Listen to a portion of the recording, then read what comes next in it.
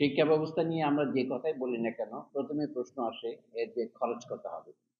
তো জাতীয় আয়ের কত টাকা আমরা শিক্ষায় ব্যয় করি, এটা একটা খবর দেয় আমাদের, এটাকে আমরা কি পরিমাণ গুরুত্ব দিচ্ছি।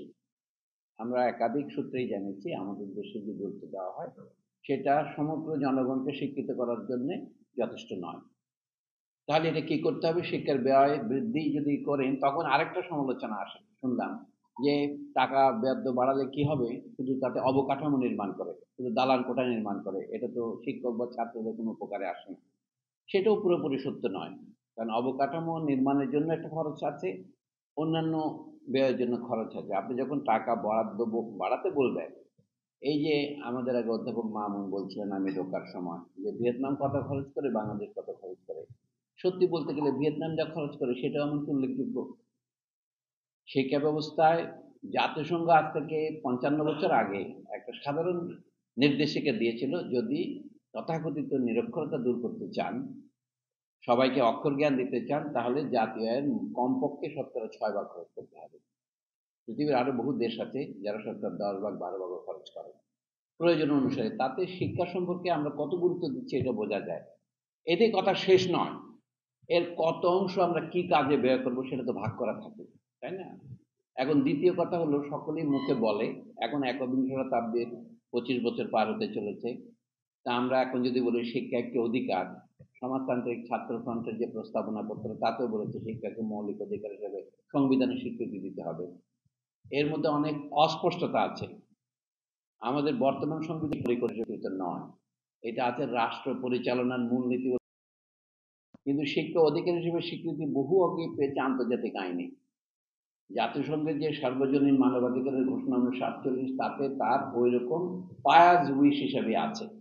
সেটাকে আইনে পরিণত করা হয়েছে আরো ১৮ বছর পরে, ১৯৬৬ সালে আরেক ধরনের চুক্তিপত্রের মাধ্যমে। যে সমস্ত দেশ ওই চুক্তিপত্র মেনে চলবে বলে স্বাক্ষর করবে, তারা তাদের দেশের আদালতে কিন্তু এটা নির্ণয়যোগ্য, প্রণয়নযোগ্য অধিকার হিসেবে স্বীকৃতি পাবে। তো জাতিসংঘের যে দুটি দলিল ১৯৬৬ সনে চুক্তিপত্র হিসেবে পাশ হয়েছে, এগুলো আন্তর্জাতিক চুক্তিপত্র। একটা হচ্ছে নাগরিক অধিকার বিষয়ক, আর একটা হচ্ছে অর্থনৈতিক, সামাজিক এবং সাংস্কৃতিক অধিকার বিষয়ক। এই দ্বিতীয়টাতেই শিক্ষা অধিকার হিসেবে স্বীকৃত, কিন্তু সেখানে অনেক প্রশ্ন খোলা আছে। শিক্ষা অধিকার বলে আপনাদের বলে এটা আমি ৩য় শ্রেণী পর্যন্ত আপনাকে পড়াবো এবং তার জন্য আপনার পয়সা দেবো, তাহলে আপনি বলবেন না ৩য় শ্রেণী যথেষ্ট নয়। আচ্ছা, ৫ম শ্রেণী ঠিক হবে, ৪র্থ শ্রেণী ঠিক হবে?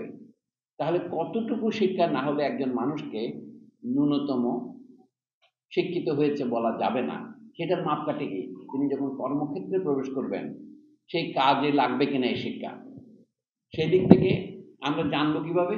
আমরা জানবো একটা যুক্তি থেকে, আমাদের মানব প্রকৃতি সম্পর্কে, মানে ইতিহাস থেকে আমরা যে শিক্ষা আহরণ করেছি তা থেকে মানুষ কত বছর বাঁচে, তার জীবনে কর্মজীবন কত বছর হয়, এবং কর্মজীবনের জন্য প্রস্তুতিমূলক শিক্ষা কত বছর নিতে হবে, কমপক্ষে কত না নিলে তাকে কোনো কাজের যোগ্য বলা যাবে না।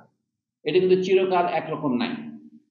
আধুনিক কালে বিজ্ঞান, যন্ত্র এবং কৌশলের যে উন্নতি হয়েছে, সেটা বুঝে কাজ যদি কাউকে করতে হয়, যেমন আপনাকে গাড়ি চালাতে হলে এক ধরনের বিদ্যা লাগবে, বিমান চালাতে হলে আরেক ধরনের বিদ্যা লাগবে, বিমান বানাতে হলে আরেক ধরনের বিদ্যা লাগবে, আপনার দালানে জোয়ালের কাজ করতে এক ধরনের বিদ্যা লাগবে, ইঞ্জিনিয়ার হিসেবে তার পরিকল্পনা করতে এক ধরনের লাগবে। সেই জন্য বলছি, আধুনিক পৃথিবীতে গড়পড়তা কতটুকু না পড়লে একজন মানুষকে ন্যূনতম শিক্ষা জীবন শেষ করতে বলা যাবে না, সেটুকুই অধিকার হওয়া উচিত।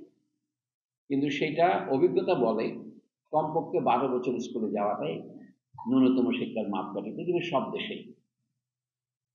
সেটা কোনো কোনো দেশে বলেছে বাধ্যতামূলক, মানে করতেই হবে, না করলে আপনাকে উল্টো শাস্তি দেওয়া হবে।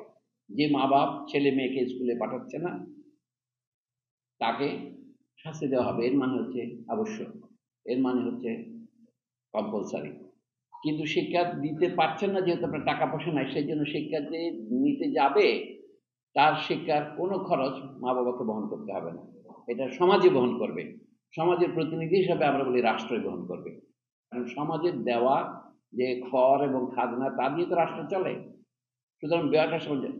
জাফরুল্লাহ চৌধুরীর গণস্বাস্থ্য বিশ্ববিদ্যালয়ের সাথে একটা মেডিকেল কলেজ আছে, ওটাতে তারা লিখেছে সমাজ ভিত্তিক মেডিকেল কলেজ। কথাটা হয়তো আমরা গড়পড়তে উড়িয়ে দেই। সমস্ত শিক্ষাই তো সমাজভিত্তিক, মানে শিক্ষার ব্যয়টা সমাজে বহন করে। কিন্তু সেই ব্যয়টা যদি আপনি সামরিক খাতে নিয়ে যান বা আমলা খাতে নিয়ে যান, শিক্ষাকে বঞ্চিত করা হচ্ছে। এখানে কিন্তু এক ধরনের অন্যায় হচ্ছে। আমি বৈষম্যের কথা বলবো না, একজনের টাকা দিয়ে আমি আরেকজনকে শিক্ষিত করছি, কারণ শিক্ষা তো সবার জন্যই সমান হওয়া উচিত। যেটাকে আমরা বর্তমান যুগের গণতন্ত্র অথবা প্রজাতন্ত্র বলছি, সেখানে এইটাই তো মূলনীতি। সেই জন্য আমাদের আরেকটা জিনিস নির্ণয় করতে হবে, শিক্ষা যদি একটা অধিকার হয়, কত বছরের শিক্ষাকে আমরা অধিকার বলে গণ্য করবো? এটা একটা গুরুত্বপূর্ণ প্রশ্ন। তো সেই হিসাবে যদি মনে করি, প্রাথমিক শিক্ষা আমাদের দেশে যেটা বলে মাধ্যমিক বা উচ্চ মাধ্যমিক, এই পর্যন্ত শিক্ষাই 12 বছরের স্কুল শিক্ষা, অথবা ছেলে মেয়ের বয়স 18 হওয়া পর্যন্ত, কিংবা 6 বছর বয়স থেকে স্কুলে যাওয়া শুরু করলে 12 বছর স্কুলে থাকা, এইটুকু শিক্ষা যদি অবৈতনিক না হয়, তাহলে শিক্ষার অধিকার হিসেবে স্বীকৃতি রয়েছে, এটা মোটেও বলা যাবে না। আপনারা এখন অভিজ্ঞতা থেকে বলুন এর মধ্যে কতটুকু বৈতনিক, কতটুকু অবৈতনিক। দ্বিতীয় কথা হলো, শিক্ষা করতে যে ছেলেমেয়েরা যাচ্ছে, তাদের যে বাড়িতে আগে কাজে সাহায্য করতো, সেই সাহায্যটা সে করতে পারছে না। সেই জন্য তাকে তো বৃত্তি দেওয়া উচিত। বৃত্তি দেওয়া মানে হচ্ছে এটাকে চাকরি মনে করে তাকে বেতন দিতে হবে। কারণ একজন শিশু যখন 20 বছর 21 বছর বয়সে কর্মজীবনে প্রবেশ করে, তখন কাজ করে বলে তাকে নগদ বেতন দেওয়া হচ্ছে। কিন্তু এখন তো সে কাজে যাওয়ার জন্য প্রস্তুতি নিচ্ছে, প্রশিক্ষণ হচ্ছে।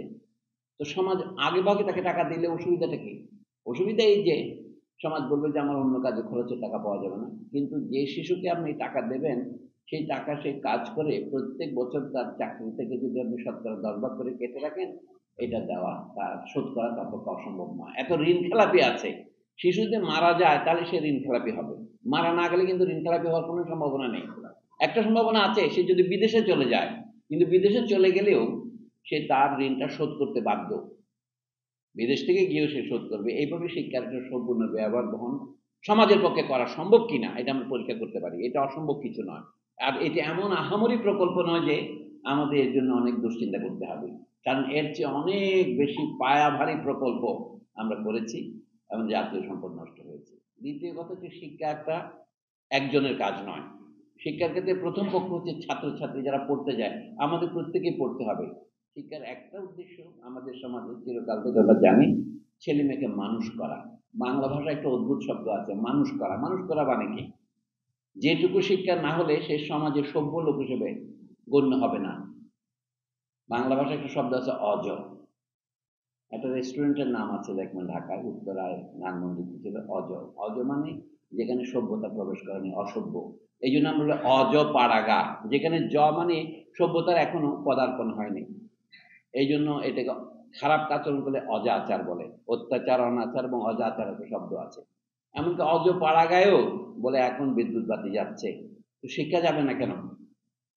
প্রথম সত্য হচ্ছে, শিশুকে অজত্ব থেকে মুক্ত করে তাকে জ করতে হবে। জ মানে তার জন্ম দিতে হবে। আমি যাকে জানি, সেই শিক্ষা হচ্ছে 10 জনের সাথে একসাথে মিলে গিয়ে করে সমাজে চলতে হয়।